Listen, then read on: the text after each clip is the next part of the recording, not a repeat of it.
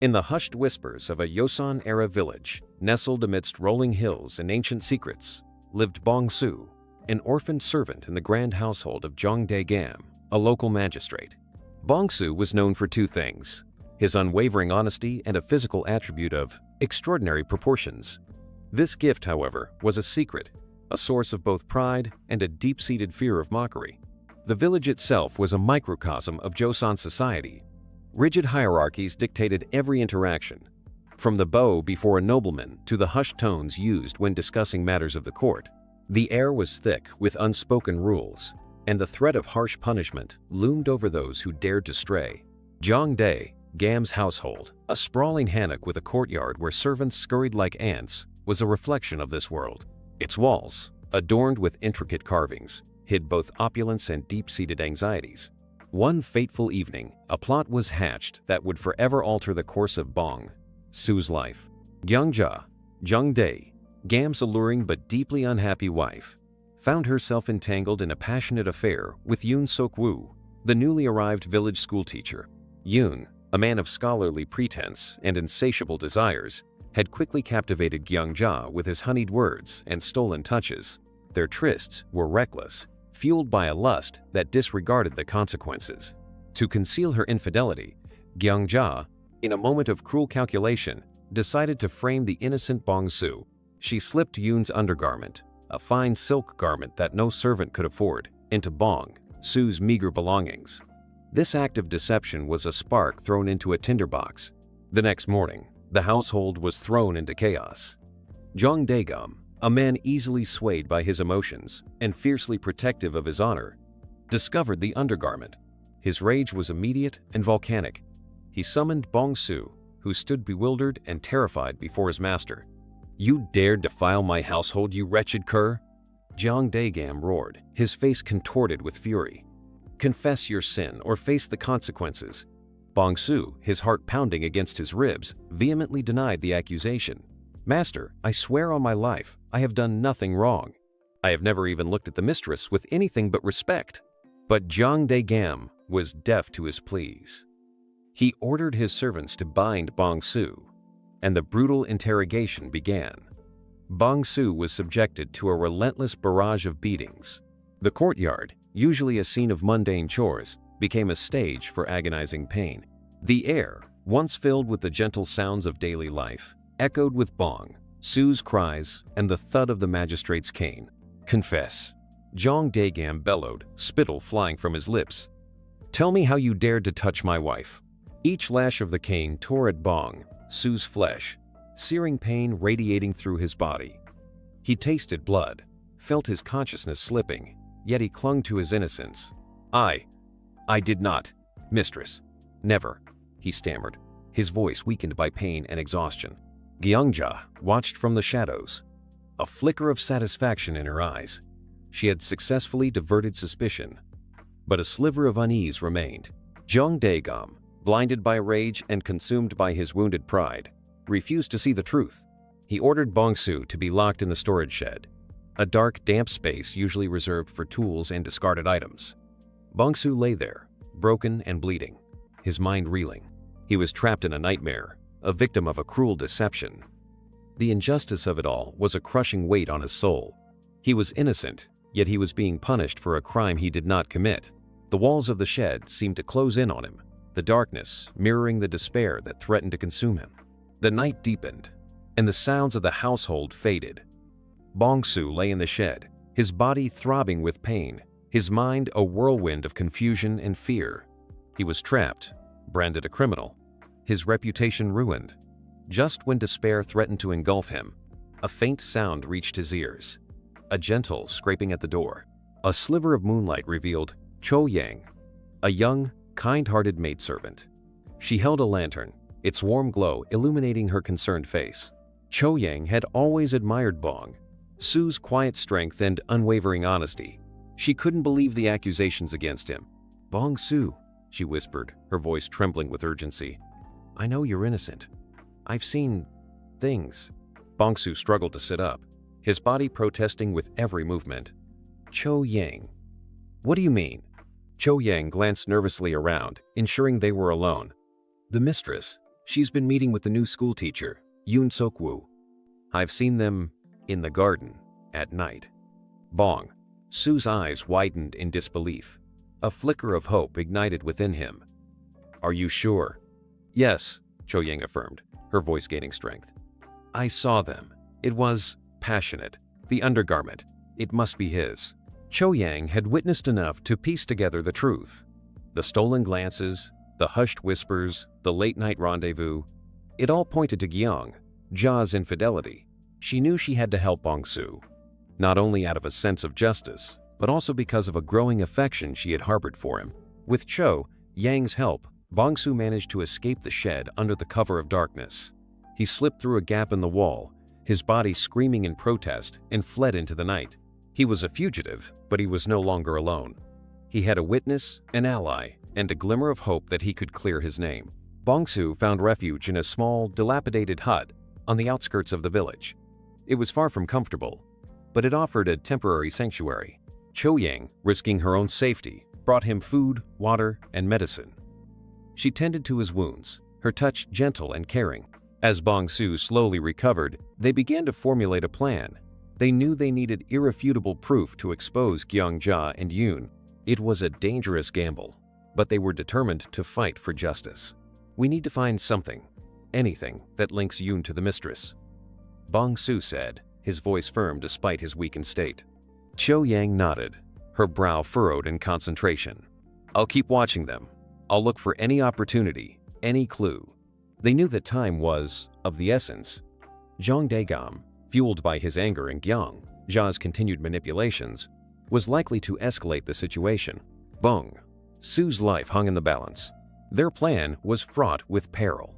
If they were caught, the consequences would be severe. But they were driven by a shared sense of purpose, a belief in the power of truth, and a growing bond that transcended their social standing. They would face the danger together, armed with their courage and the unwavering conviction that justice would prevail. The hunt for evidence had begun, a clandestine operation carried out in the shadows, where every whisper held a secret and every step could lead to discovery or disaster. They were playing a dangerous game, but they were determined to win. Bong-soo, while recovering, decided to seek out information in a less direct way. He knew that Yoon, despite his scholarly facade, frequented the local tavern, a place where loose lips often revealed hidden truths. Bong-soo, disguising himself with a tattered hat and a false limp, decided to visit. Inside the tavern, the air was thick with the smell of alcohol and boisterous chatter. Rough-looking men, farmers, and merchants mingled, their voices rising and falling in drunken revelry. Bong-soo, keeping to the shadows, observed the scene carefully.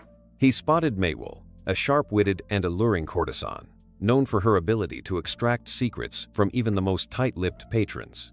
He approached Maewol cautiously, offering her a silver coin. I need information, he whispered, his voice disguised. About the new school teacher, Yoon Suk-woo. Maewol's eyes, lined with kohl, assessed him shrewdly.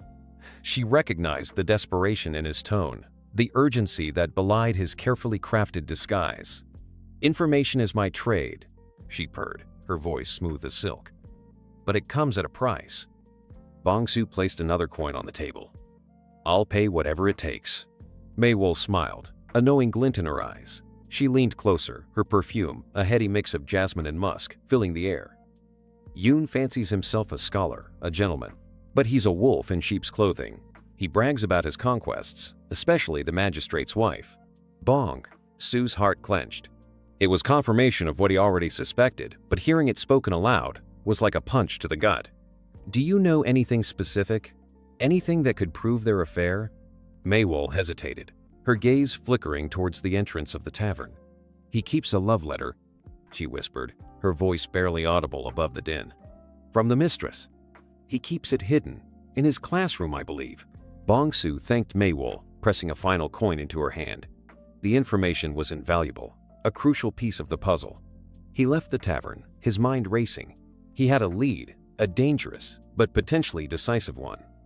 He needed to find a way to get to that letter. He knew that Yoon was a creature of habit, visiting the tavern every few nights. That gave him a window of opportunity. Meanwhile, Cho-yang continued her surveillance of Gyeong-ja and Yoon. She meticulously observed their movements, noting their secret rendezvous points. Their whispered exchanges, their stolen moments of passion. She risked discovery at every turn, but her determination never wavered. She was driven by a fierce loyalty to Bong-soo and a burning desire to see justice served. One evening, Cho-yang witnessed a particularly revealing encounter. She saw Gyeongja slip a small, intricately carved wooden box to Yoon. It was a love token, a clear symbol of their illicit affair.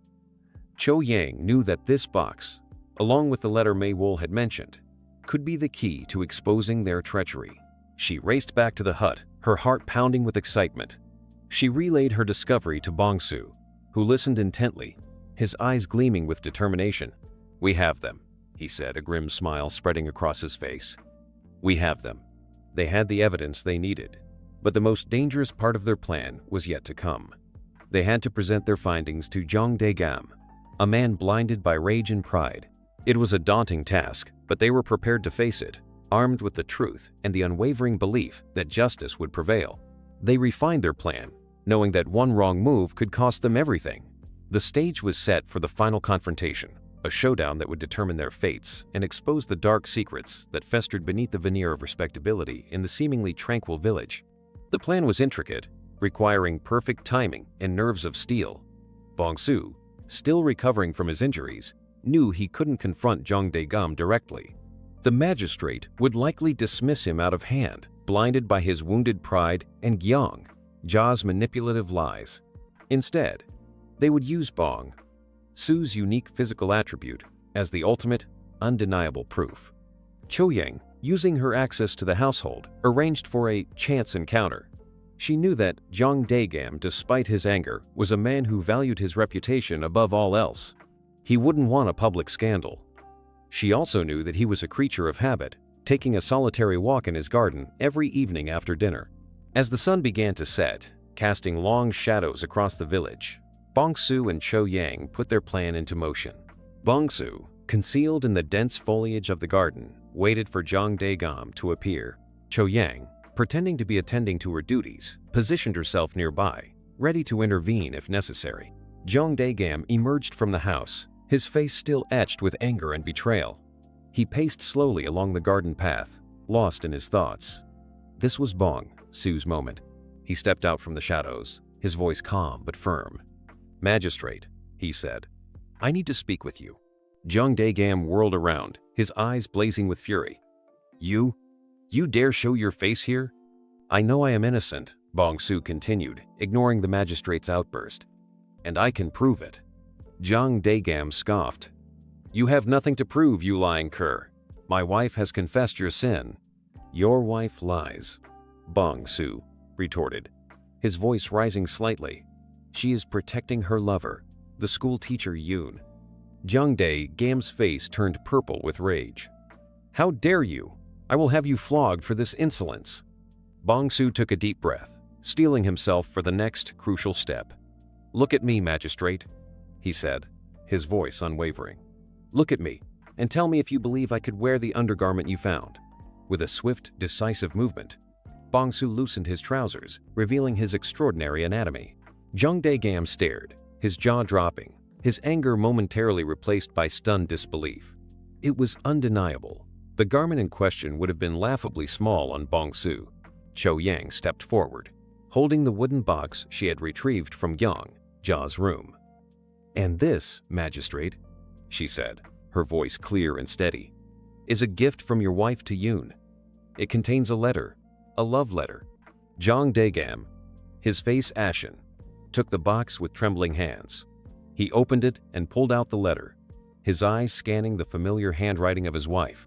The words were explicit, filled with declarations of love and promises of secret rendezvous. The truth, undeniable and devastating, crashed down on Jong Dae-gam. He had been deceived, betrayed by the woman he had trusted. His anger, once directed at Bong-soo, now turned towards Gyeongja and Yoon. At that moment, Gyeongja and Yoon, emboldened by Jong Dae-gam's supposed absence, chose that very moment to have their evening rendezvous. They walked into the very garden where the confrontation was taking place, the picture of oblivious arrogance. They froze, their faces draining of color, as they saw Jong Dae-gam, Bong-soo, and Cho-yang standing there. the incriminating evidence laid bare. Yoon, ever the coward, attempted to flee, but Bong-soo, despite his injuries, was quicker. He tackled Yoon to the ground, pinning him down. Jong Dae-gam, his voice shaking with rage and grief, confronted his wife. "You have betrayed me," he said, his words laced with pain. "You have disgraced my name."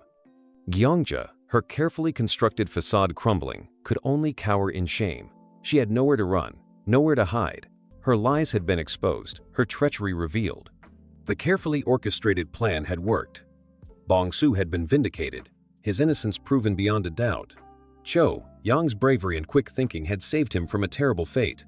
The truth, like a relentless tide, had washed away the lies and deception, exposing the dark secrets that had festered beneath the surface of the seemingly peaceful village. The aftermath of the revelation was swift and decisive. Jong Dae-gam, a man who valued his reputation above all else, was faced with a choice: uphold the rigid social norms and punish his wife and her lover according to the law, or succumb to the shame and humiliation of a public scandal. He chose the former, albeit with a heavy heart. Gyeongja and Yoon were brought before the village elders, their crime exposed for all to see. The evidence was irrefutable: the love letter, the wooden box, and Bong-soo's undeniable physical evidence.